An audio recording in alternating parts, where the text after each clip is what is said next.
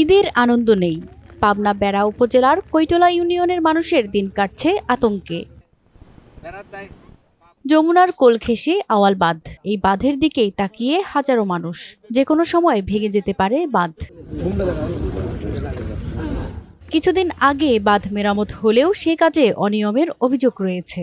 এরই মধ্যে বাঁধে ভাঙন ধরেছে, এটি আতঙ্কের কারণ।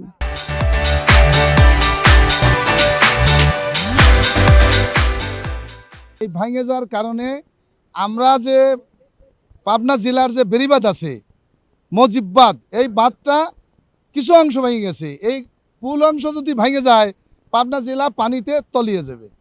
তাই আমরা অতি শিগগিরই পানি উন্নয়ন বোর্ডকে অনুরোধ করতেছি এই এই বাঁধটা বেড়িবাঁধটা যেন খুব তাড়াতাড়ি ইমার্জেন্সি বস্তা ফেলে কাজ করে এইটার সমস্যার সমাধান করে। বাঁধ হারার লেগে তো আমাদের এই বাঁধে আমাদের ওই লোক ই করে লাগছে।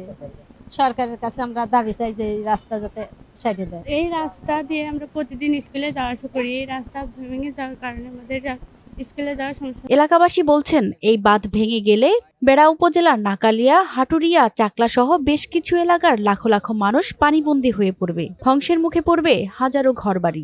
পুরাতন বেড়িবাঁধটা ভেঙে যায়, তাহলে কিন্তু আমাদের স্থানীয় অন্ততপক্ষে 12 থেকে 14,000 লোক খুব অসহায়ভাবে বসবাস করবে, খুব ক্ষতিগ্রস্ত হবে তাদেরকে।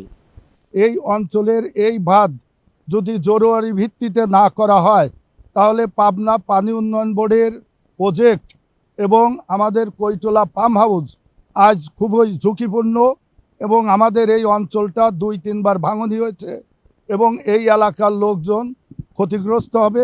গত বছর পানি উন্নয়ন বোর্ডের থেকে এখানে যে কাজ হয়েছিল তার পুনরায় চুরি হয়েছে, যার কারণে আজকে এই এলাকার লোকজন মানে এই এলাকা ভাঙনি, তারপরেও আবার পুনরায় যদি এই এলাকা ক্ষতিগ্রস্ত হয় এই এলাকার লোকজন আরো বেশি ক্ষতিগ্রস্ত হবে।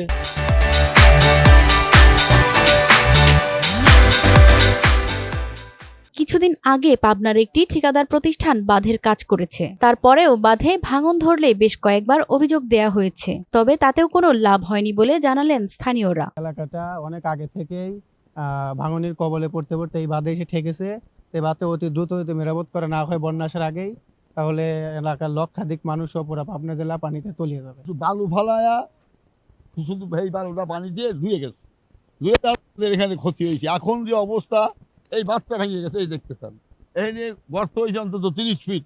ইমার্জেন্সি যদি সরকার এটি আমাদের না করে তাহলে এলাকাটা ভেঙে বিলীন হওয়া যাবে। বাংলাদেশ সরকারের কাছে কাকতি মিনতি আবেদন যে আমাদের এই রাস্তার কাজটা যেন তিনি সফলভাবে এবং সুষ্ঠুভাবে যেন করে দেন, এটা আমাদের গ্রামবাসীর পক্ষ থেকে আবেদন করা হলো। দ্রুত বাঁধ মেরামতের দাবি জানিয়েছেন এলাকাবাসী।